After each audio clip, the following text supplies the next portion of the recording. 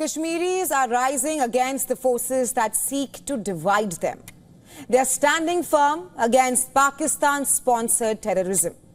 The Pakistani establishment makes big claims, but what they fail to see or choose to ignore is how Kashmiris have united to show to those spreading terror in the name of Kashmir just what Kashmiriyat truly means.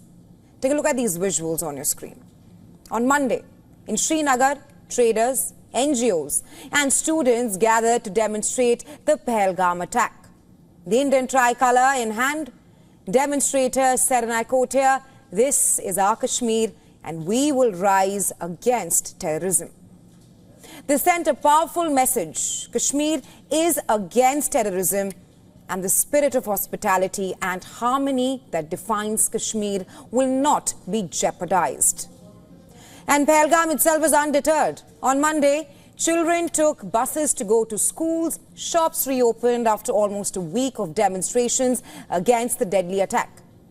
In the immediate aftermath of the attack, tourism, which is the backbone of Kashmir's economy, suffered.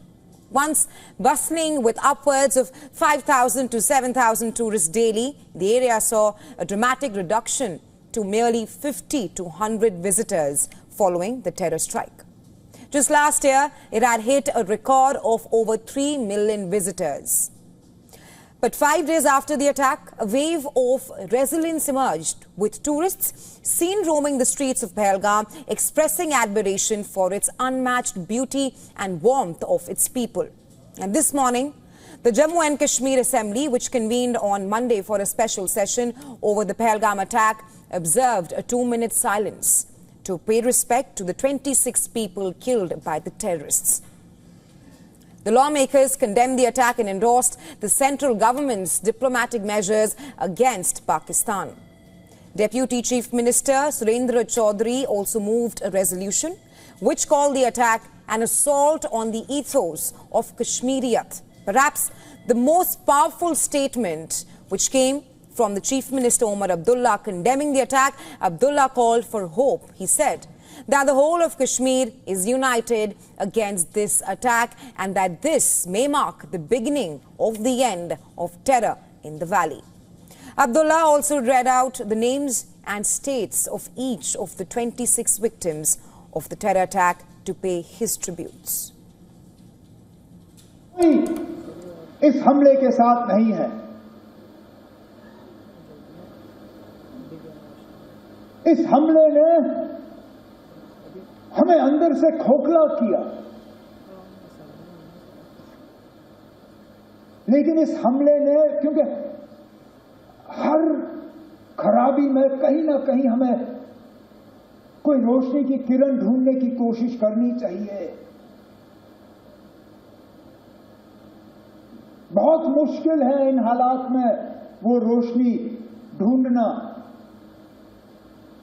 लेकिन speaker साहब, पहली मर्तबा 26 साल में मैंने जम्मू कश्मीर में किसी हमले के बाद लोगों को इस तरह बाहर आते हुए नहीं देखा। In a rare show of bonhomie, Abdullah's rival party, BJP, also praised Abdullah's response. Leader of the opposition in J&K Assembly, Sunil Sharma, praised the Chief Minister for calling an all-party meeting and the Assembly Speaker, Abdul Rahim, for calling a special session. Leaders, including members of the opposition, have now shown support for the government's response to the tragedy. Importantly, they emphasize that this attack should not be used to divide us along communal lines, as it goes against the very essence of what we represent as a nation. Deep state है या establishment है पाकिस्तान का, वो तो यही चाहते हैं कि इस देश में हमेशा के लिए हिंदू मुसलमानों के झगड़े चलते रहें।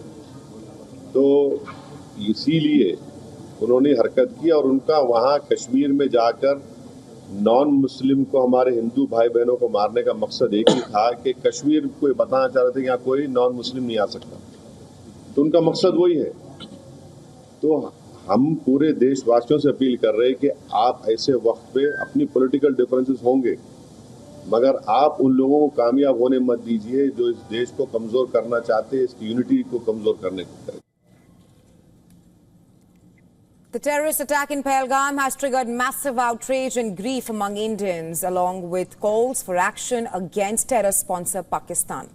In Ahmedabad, effigies were burnt. In New Delhi, a march was taken out towards the Pakistani High Commission, with many of the participants shouting anti-Pakistan chants and holding placards.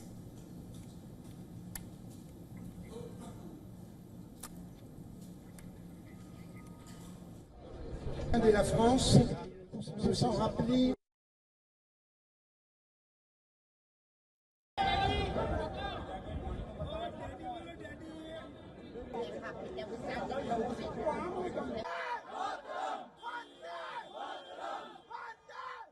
Not just in India, demonstrations against Pakistan-sponsored terrorism broke out across the world. In Paris, members of the Indian diaspora staged a demonstration in front of the Eiffel Tower. In London, they countered the Pakistani demonstrations outside the Indian High Commission in London. In Canada's Toronto, a group of organizations came together to hold a massive candlelight vigil. According to news agency ANI, more than 500 Canadian Hindus, Jews, Baloch and Iranians gathered on the streets of Toronto to rally against the terror attack and urge the government to declare Pakistan a terrorist country. All of them have one thing in common: the assertion that this is an attack not just on Kashmir, but on the soul of India. In the end, what is Kashmiriyat? It is secularism, communal harmony, and the idea that we stand together irrespective of our differences. It signifies that here in India, we do not divide people by religion, but don't expect the sponsors of terror to understand it. Well, Pakistan continues to test India's patience with repeated ceasefire violations along the line of control, further raising tensions in the region. According to the Indian Army, overnight between Sunday and Monday, Pakistani forces opened unprovoked small arms fire targeting Indian positions in Kupwara and Poonch districts of Jammu and Kashmir. The Indian Army said it retaliated swiftly and firmly without incurring any casualties on its side. This latest incident marked the fourth such consecutive breach by Pakistan along the LOC, which started last Thursday, just hours after India suspended the Indus Waters Treaty in response to the Pahalgam terror attack. The violations along the LOC come just weeks after a brigade commander level flag meeting on April 10th in Poonch, where both the sides had reportedly agreed to uphold the 2021 ceasefire pact. According to reports, during that meeting, India had raised multiple issues, including Pakistan's recent infiltration, IED blasts, and repeated violations along the LOC. But Islamabad seems determined to ignore its own commitments. On Saturday night, Pakistani troops again resorted to small arms fire across the LOC, targeting Tutmari Gali and Rampur sectors. Indian soldiers responded with matching force. Friday night witnessed similar provocations in areas such as Uri, Tangadhar, Kupwara and Gurez. While on Thursday, the first ceasefire violation was reported at the Tutmar Gali. Now, despite 2 rounds of brigade commander flag meetings this year, Pakistan's actions clearly indicate that it has no intention of following the ceasefire agreement or the ceasefire understanding. And India's message is clear: any act of aggression along the LOC will be met with immediate and decisive retaliation.